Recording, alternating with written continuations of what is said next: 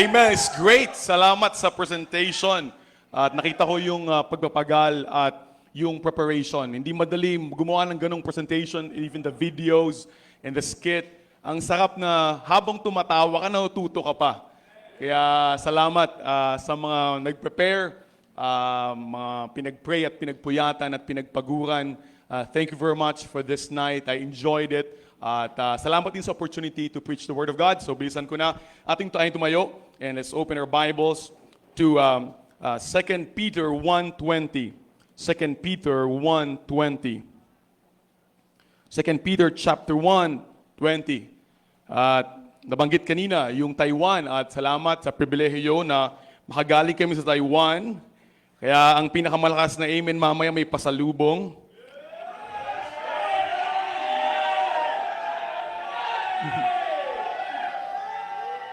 Chopstick, amen? Ay, mga estudyante ngayon, padamihan. Yung first year ay may 20. At the second year naman ay may 1 dozen. Yung Rika, 1 dozen. Amen? So, 2 Peter 1:20. Okay. 2 Peter 1:20, sabi ng Bible, ready, read. Knowing this first, the scripture is of any private interpretation, for the prophecy came at an old time by the will of man, but holy men of God spake as they were moved by the Holy Ghost. So, let's focus. Salamat sa ating theme, the King James Bible. So, ating natutunan, inspiration, preservation. At ngayon ay try natin, pag-usapan natin, na ang Word of God, yes, it is anchored in heaven, it is settled. At ngayon naman, paano natin i-apply yung Word of God? Let's pray. Lord, pagpalain niyo po ang pag-aaral ng Word of God. Salamat po sa presentasyon na pinaghandaan. Salamat po sa kanilang guro, si Pastor Arnold Vallejo. Salamat po sa kanyang dedikasyon sa pagtuturo. At salamat din po, Panginoon, sa mga estudyante mula pa sa amin na natuto ang nagkakaroon ng stand at conviction for the King James Bible. At salamat po, napakalaga po nito, nagilipan na sa internet ang mga iba't ibang katuruan. Pero salamat po sa Baptist Heritage Bible College ay nagsimula ang aming panindigan sa inspiration and preservation ng King James. At salamat po, ito ay nagpapatuloy. At salamat sa mga estudyante na hindi lang natutunan ay kaya pa itong ipaliwanag ng malinaw. Kaya po pagpalain niyo po ang pag-aaral namin ng Word of God. And forgive us our sins and bless us word. This we ask in Jesus' name. Amen. Upo na kayo.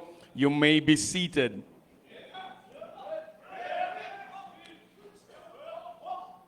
Madam Auring, Madam Rosa, Rudy Baldwin.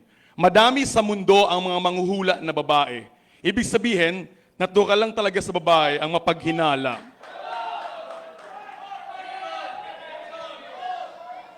Pero dahil sa mga maling hinala at maling interpretasyon, ay nagsimula ang mga kulto. Ano ba yung mga kulto? Ito yung mga kulto, yung sa Tagalog, ay ito yung mga sekta na sobrang napalayo dun sa main doctrines and teachings of the Word of God.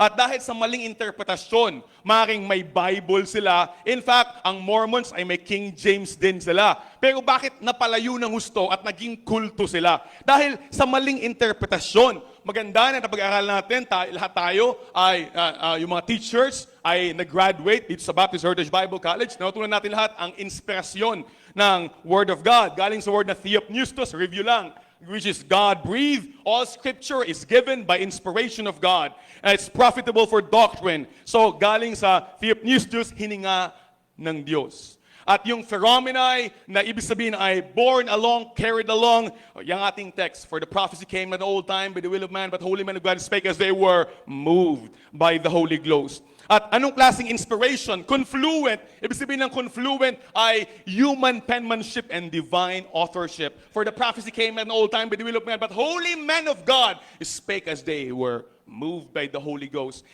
Confluent, human and divine. At ito ay verbal. Ibig sabihin ng inspirasyon. Ang hininga ng Diyos ay hindi lang yung mensahe, hindi lang yung ideya, hindi lang yung konsepto, but the very Word of God is inspired. Sabi ng Bible, which things also we speak, not in the words which man's wisdom teacheth, but which the Holy Ghost teacheth.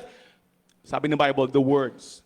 Comparing spiritual things with spiritual. The Holy Ghost teacheth the words. God gave the words, not the concepts. Kaya hindi pwede siyang i-translate sa mas mababaw na NIV o ano paman. Ito ay plenary. Ibig sabihin ng plenary ay every part is equally inspired. Plenary inspiration, hindi, ibig sabihin nun na hindi pwede yung sabihin na mas inspired yung John 3:16 doon sa mga genealogy. Walang ganun sa Bible. Plenary, every part equally inspired. Nung college may nabita ko sa na Iglesia ni Cristo at nung share ko yung John 3:16, sabi niya, hindi namin ginagamit yung John 3:16, gas-gas na yan eh.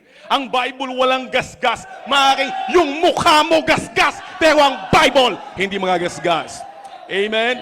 So, ito ay inerrant inspiration. Ibig sabihin, without error in its recording. Nung tinala siya, ginabayan. Every word, ginabayan para itala the perfect at yung sakto na Word of God. Inerrant. Next ay infallible. Ibig sabihin, infallible ay without error. Kung inerrant ay without error in its recording, infallible is without error in its teaching. Walang maling katuruan ang King James Bible. The words are true. Our words is true from the beginning. It's true from the beginning. Inspiration. Pangalawa, preservation. Preservation, and review natin. Preservation, ito yun, no? Thy word forever, O Lord, thy word is settled in heaven. It's settled. Hindi na pwedeng magbago. Sabi ng isang definisyon, ang preservation ay, it must retain all the qualities of the original. Yun ang preserve. Ibig sabihin ay yung word na sabi ng Bible, being born again, not of corruptible seed, but incorruptible by the word of God, which liveth and abideth forever. Liveth, inspiration. Abideth, preservation. Hindi pwedeng maghiwala yung inspiration and preservation. If it's liveth, it's inspired, it's abideth, it's preserved. Kung ito ay inspired, ito rin ay preserved. At kung ito ay preserved, ito rin ay inspired. Ang pineserve ng Diyos ay yung in-inspire niya, at yung in-inspire ng Diyos ay pineserve ng Diyos. Hindi pwedeng magkahiwala yun. Yun ay kambal tuko. So ibig sabihin, ang blue na necktie, pag ito ay preserve, dapat ito pa rin ay blue after 1,000 years at ito pa rin ay necktie. Hindi pwede na maging siyang pink at hindi pwede na maging siyang panali sa kulambo. Dapat ma-preserve all the qualities. Therefore, yung sinasabi nila na ang King James ay inspired noon, pero ngayon ay preserved na lang. Maliho! Kung ito ay dating inspired, preservation is preserving all the qualities of the original. If it's inspired before, it's inspired last year, inspired today, it will be inspired forever.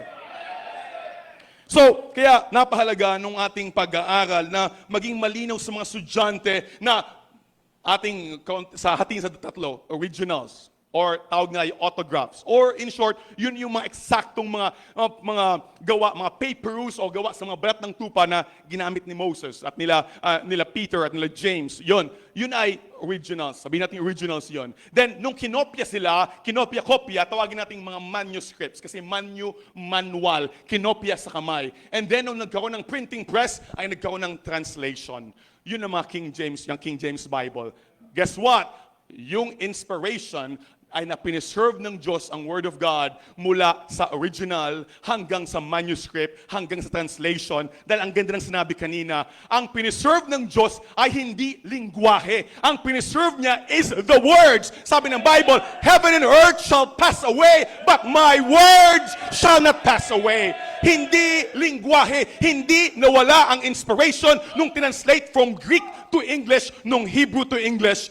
Original ay yung preservation, dapat it must retain all the qualities of that. At kaya yung iba sabi nila, kung naniniwala kayo na yung King James na inspired, naniniwala kayo sa double inspiration. Kasi in-inspired na noon. At ngayon, meron kayong King James, sabi niyo inspired. Sabi nila hindi. It was inspired in the Hebrew and Greek. Pero sa translation, hindi na siya inspired. No. We don't believe in double inspiration. We don't have to, because the King James Bible and the Bible ay hindi na walang inspiration. Hindi kailangang ma-re-inspire because it was inspired. It is inspired in the past, in the present, and in the future. All Scripture is. All Scripture is given by inspiration of God. Inspiration is an is. It's not a was. Inspiration is ay noon, ngayon, at magpakailan paman. Amen? Then, let's go to illumination. Yung sad, pag minsan nakapakinig ako ng mga nagsabi, hindi inspired ng King James, ang ginagamit nila ay, it was inspired.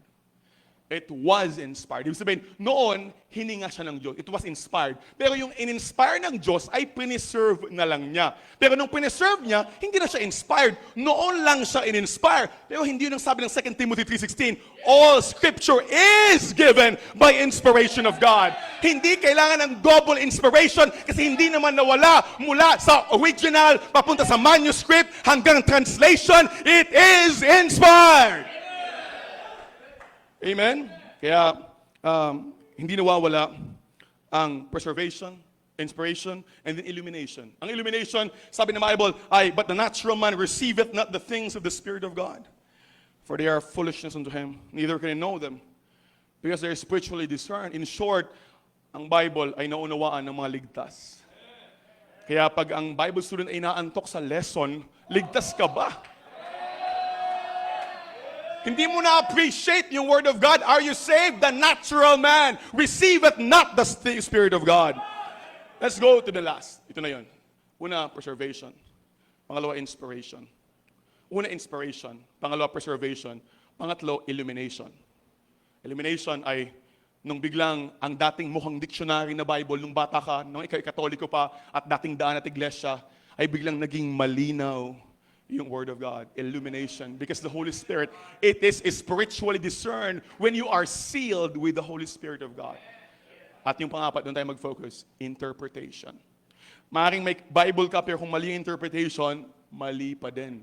So anong interpretation? Ito lang tayo mag-focus. Number one, know the whole context. Know the whole context. So bago mag-interpret, alamin yung, anong context? Yung before and after. Basahin yung Bible before and after at huwag gumawa ng private interpretation. Sabi 2 Peter 1:20. 2 Peter 1:20, knowing this first, that no prophecy of the Scripture is of any private interpretation. May isang pastor na pakinggan ako. Sabi niya, one time sa simbahan, mayroong nagsimba, guest speaker siya. At nung nag-preach siya, may dumating ba naman na isang young people, lalaki, at siya ay nakasaklob. Sabi ng preacher, sabi niya, ang bihira. Nag-preach walang galang. Asaklob habang nag-preach ako. So buong preaching, pinigilan niya salita niya na huwag banatan yung lalaki na kasaklob. After the service, tanong niya yung pastor, sabi niya, Pastor, why is that man? Bakit makasaklob siya? Sabi niya, Pastor, I'm sorry. Pero siya kasi ay may cancer at wala na siyang buhok. So napahalaga nung context. Bago ka mag-react, alamin muna yung context. Ganun din sa Bible. Mahalaga yung context. Alamin yung context. At basic, John 10:30, sabi ng Bible, I and my Father are one. Sabi ng Iglesia ni Cristo, isa sa layunin. Ibig sabihin, ang Ama at Anak ay isa sa layunin, pero hindi sila isang Diyos. So, ang one dyan ay isa sa layunin, pero by reading the context, we can see already na ang ibig sabihin sa John 10:31, that the Jews took up stones to stone him. At ano ni Cristo, why would you stone me? Sabi ng mga Hudyo, many good works have I shewed you from the Father. Sabi ni Cristo, for which of those do you stone me? Sabi ni Cristo, sabi niyang mahudyo, for a good work we stone thee not, but for blasphemy. Because thou, being a man, makest thyself God.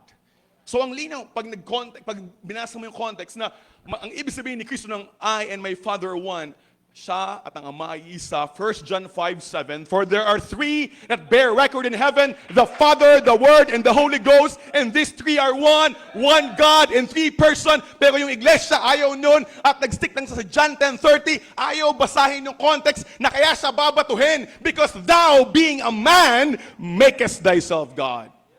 Kaya napahalaga ng context. Kaya mahalaga mga Bible student, hindi, alam mo mga yung mga mahilig mag-aral, mahilig magbasa. Nakaka-tempt talaga yun. Nagbabasa ka sa library, may natutunan ka na something new. I've been there. Na parang ikaw lang nakakaalam, parang hindi alam to ni pastor, parang hindi alam to ng iba, o may napahinggan ka sa YouTube na ikaw lang nakakaalam. Kapag the pride of it, na parang ikaw ang unang nakadiscover at magagawa ka ng sarili mong doktrina. Kaya no wonder, may mga graduates ng Baptist Heritage Bible College na nasa Facebook ngayon at gumagawa ng doktrina na malayo sa tinuro sa Baptist Heritage Bible College. Private interpretation. Hindi binabasa yung huling context. Kapatid, I and my Father are one. Hindi isa layunin, kundi isang Diyos. One God in three person. Ang linaw naman, common sense lang yun eh. Sabi nga nila, ang common sense ay parang deodorant. Kung sino pa yung mas kailangan, yun pang hindi gumagamit. Kaya mahalaga ang mag-aral ng Word of God. Know the context. Number 2, know the whole counsel.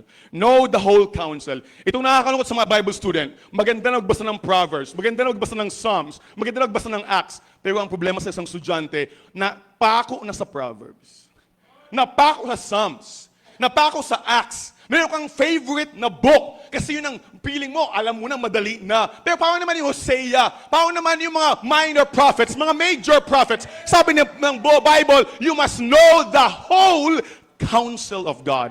Ating buksan, sabi ng Bible sa Acts 20:27. Acts 20:27. For I have not shunned to declare unto you all the counsel of God. Alam mo sabi ni Paul sa mga taga-Efeso, ang tinuro ko sa inyo ay hindi lang New Testament. Ang hindi lang tinuro sa inyo ay hindi lang Old Testament. Ang tinuro ko sa inyo ay hindi lang Proverbs. Ang tinuro ko sa inyo ay hindi lang Gospels, hindi lang Matthew, hindi lang Mark, hindi lang Luke, hindi lang Pentateuch, hindi lang Genesis, Leviticus, Numbers. No! I taught you the whole counsel of God. So we need preachers, we need teachers who must know the Bible from Genesis to Revelation. Read your Bible! Temptasyon sa Bible students, mag-aaral naman kami mamaya, may klase naman kami, kaya hindi ka nagbabasa ng Bible mo. Hindi, wala ka ng regular Bible reading. Kasi okay na, may pag-aaral naman. Iba yung Bible study, iba yung Bible reading. So, learn the whole counsel of God. Sabi ng Bible, comparing spiritual things with spiritual. Ano ibig sabihin nun? Compare the Bible from the Old Testament to the New Testament. Yung New Testament, in-explain ng Old Testament. Ang Old Testament, in-explain ng New Testament. Hindi sila pwedeng maghiwalay. Sila ay nagtutulungan. Ang rule ng hermeneutics. Number 1 rule ng hermeneutics, the science of interpreting the Bible. Number 1 rule, always interpret Scripture with Scripture. Yun ang rule. Huwag ka munang pumunta sa mga commentary. Maganda yung mga Matthew Henry, basta yung mga commentary ng mga noon pa. But before you go to the old-fashioned commentary, go to the old-fashioned book, the King James Bible. Salamat, yung iba dito ay may mga pera, nakabili ng Thompson na worth 10,000. Nakabili ng Scofield Bible. Nakabili sila ng mga mamahaling Bible na pag binuklat mo, may mga komentary sa baba at may mga pictures, may lumalabas na mga dinosaur. Pero kapatid, ang una muna, bago mo basahin yan, mag-ingat ka, ang Scofield ay Universal Church. Yung Thompson, may mga mali dyan. May mga doktrina dyan na iba sa paniniwala natin. Madami dyan na iniwala sa Pentecostal birthday theory na ang church ay nagsimula sa Pentecost. Mag-ingat ka. Go back to the Bible. Always interpret Scripture with Scripture. Ano yung verse? Comparing spiritual things with spiritual. Compare the Bible with the Bible. Amen? Ano yung sabi ng Bible? Ang Bible ay wag magkaroon ng private interpretation. Knowing this first, that no prophecy is of any private interpretation. Ano yun? Yung sarili mong interpretation na nahiwalay ka na sa context, nahiwalay ka na sa whole counsel. So una, know the whole context, yung passage before and after. Then know the whole counsel. Anong sinasabi ng Bible sa buong Bible, sa subject na yan?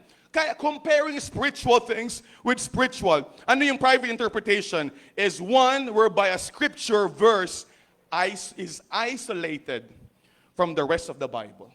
Don't isolate. Interpreted without the rest of the Bible, yun yung private interpretation. No, the whole counsel of God.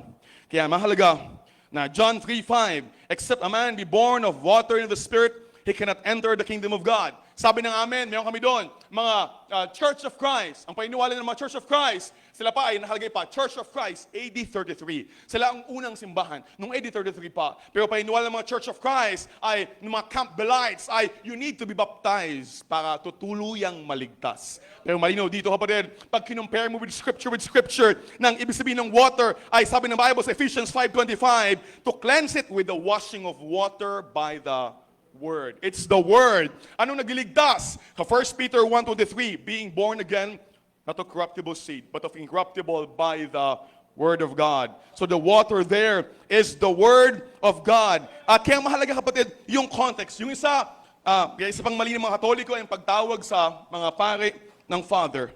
Kasi Matthew 23 verse 9, and call no man your father. Hindi nagbabasa ng Bible eh. So, call no man your father upon the earth, for one is your Father in heaven. Sabi ng isang sakristan, tamo, ito yung tawag nila eh, Father, nakita ko po yung pilay, nagdasal sa altar, tapos tinapon yung saklay niya. Sabi ng pare, isang milagro, asan siya? Sabi ng sakristan, andun po nakadapa, putok ang uso. Kaya wag mong itapon yung Word of God. Wag mong itapon ang salita ng Diyos. Or you will fall down flat on your face. Panguna nga tayo, nadapa ka ba? Get the whole counsel of God. Amen? And lastly, and I'm done, give the whole confidence. Give the whole confidence. Number one, I know the whole context. Number two, know the whole counsel. And number three, give your whole confidence. Dapat hindi ka magduda. 1 Thessalonians chapter 2:13. 1 Thessalonians chapter 2 verse 13. For this cause also thank we God without ceasing, because when you receive the word of God which you heard of us, you receive it not as the word of truth, but as in truth word of man, but as it is in truth the word of God, which effectually worketh also in you that believe. Sabi ng Bible, sabi ni Paul, sabi salamat Thessalonica, because you received the Bible na hindi salita ng tao, kundi sa katotohanan lang, no? Ito ay salita ng Diyos. Kaya dapat ang mga Bible students ay hindi punong-puno ng doubts. Dapat you have whole confidence that this is the Word of God. Yeah, no wonder kapatid, dito sa atin ay ang King James ay nilalagay sa second year bago sa third year ng problem text. Bakit? Dahil kailangan muna ng complete confidence na the King James Bible is perfect bago ng problem text, problemahin mo at himay-himayin mo yung mga seeming contradiction. Na akala mo ay mali, pero wala naman talaga. Parang yung katabi mo, akala mo crush ka, wala naman talaga. Ganon din yun, kapatid. Yung Word of God. Kapatid, walang mali ang Word of God. Sabi ni Paul kay Timothy, till I come, give attendance to reading, to exhortation, to doctrine. First, verse 15, meditate upon these things, give thyself wholly unto them. So, bigay ang lahat, confidence that thy profiting may appear to all. Salamat sa science, na ang science is the work of God. And this is the Word of God. Therefore, sino mahilig sa science dito, taas ang kamay. Go! Hindi mo kailangang magpili ng science o Bible. Because through science, the work of God must not contradict the Word of God. The real science ay ang nagko-confirm ng salita ng Diyos. Kaya salamat na lang na tunan natin sa Bible na ang mga animals, they must produce after their own kind. Ang mga tao, they must produce after their own kind. Genesis 1:24, and God said, let the earth bring forth living creature after his kind, and cattle and creeping thing, and beasts of the earth after his kind, and it was so. And noong 1800s, ay before ng turn of the century ng 1900s, may isang lalaki, si Charles Darwin, na biglang binuwag ang panampatayan ng madami, na para bang hindi na after his kind, hindi na ang tao ay magpupulos ng tao at ang unggoy magpupulos ng unggoy, kundi may evolution, which is wrong because it contradicts that after his kind, it contradicts the Bible. So, buti na lang, malinaw sa atin, at sana maging malinaw sa iyo ngayon, na kung meron mang pagkaiba ang bulldog at ang chihuahua at ang askal, hindi ito evolution. Ang tawag dito ay variation. May variation pero walang evolution. Ang pinuproduce ng isang species ay kapwa species. Wala pang naproduce na ibang species out of another species. Kapatid, kasi wala pang nabuo na puso, pusa at aso kasi ang tawag doon ay puso. Wala pang na-produce na unggoy at tao. Ang tawag doon, Jairus.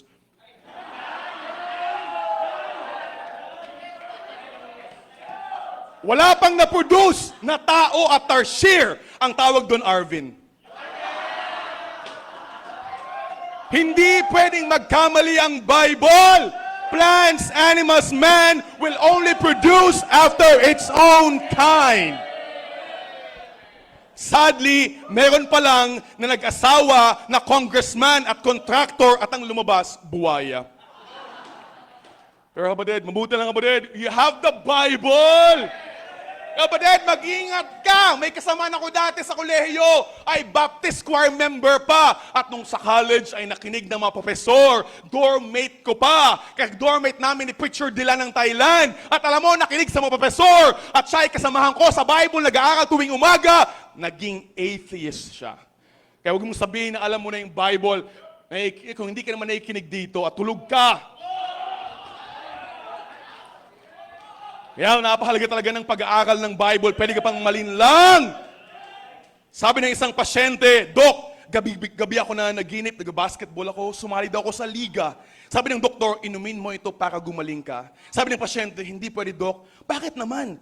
Finals na mamaya eh. Kapatid, malapit na yung finals. Darating ng Panginoon, nagdududa ka ba kung lalaki ka o babae ka? Magka-graduate ka na, nagdududa ka ba kung tinawag ka ng Diyos o hindi ka tinawag ng Diyos? Patapos na yung taon, ngayon ka magdadoubt kung pang Bible school ka ba o pang trabaho sa labas? You must give the whole confidence in the perfect, inspired, preserved, inerrant, infallible, confluent, perfect Word of God. Interpretation, know the whole context, know the whole counsel, and give whole confidence. Tinawag ni Ma'am AV, nung andyan kami, nagkamali si Ma'am AV ng kanyang tawag. Pumasok si Nelson, at sabi niya kay Nelson, Nestor ang tinawag niya. Sabi ko, hindi yan si Nestor, si Nelson yan. Sabi ba naman ni Nelson, buba po ang buhok ko. Ito ang sinagot ko. Sabi ko, buo pa din ang ngipin ni Sir Nestor.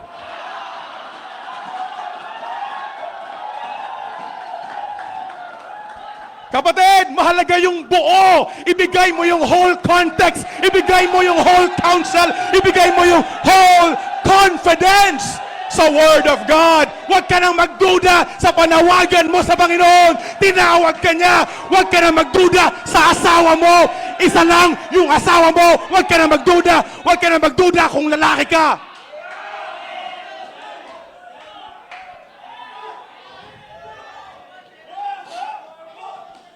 Makinig kayo sa akin. Makinig kayo sa akin. Makinig kayo sa akin. May binulong yung daga sa elepante. Biglang nahimatay yung elepante. Ano yung binulong nung daga? Sabi nung daga, buntis ako, ikaw ang ama. Kapatid, ang Diyos hindi bumulong, hininga niya. Ang Word of God, hininga niya. This is God-breathed book. This is the inspired walk. The very words are inspired. Even the period is inspired. Magdududa ka pa?